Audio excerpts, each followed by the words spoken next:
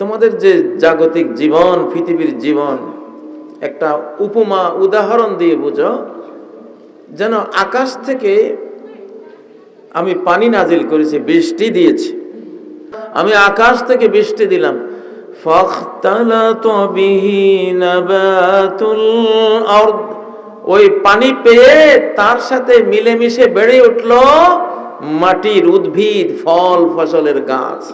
আল্লাহ বলছেন তুমিও এরকম মাটিরই উদ্ভিদ।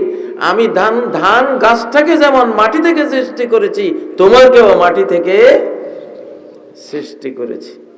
তাহলে আমি যে বললাম ধান কাটার সময় হয়েছে, এই ধান কাটা মানে মানুষ কাটা। ক্ষেতের ধান কাটে ওই ধানের গৃহস্থ, আর এই মানুষ নামক ধানের গৃহস্থ কে? কে? আমি দেখি এখন মাথাগুলি পাকছে আমাদের। নোয়াখালীতে কি কয়, দানের সময় হয়েছে নাকি কয় না? কামলা বদলা মুনি ভাইয়েরা কই যখন দান দাইতে যাইতেছে, দান দাইতে যাইতেছে মানে কাটতে যাচ্ছি।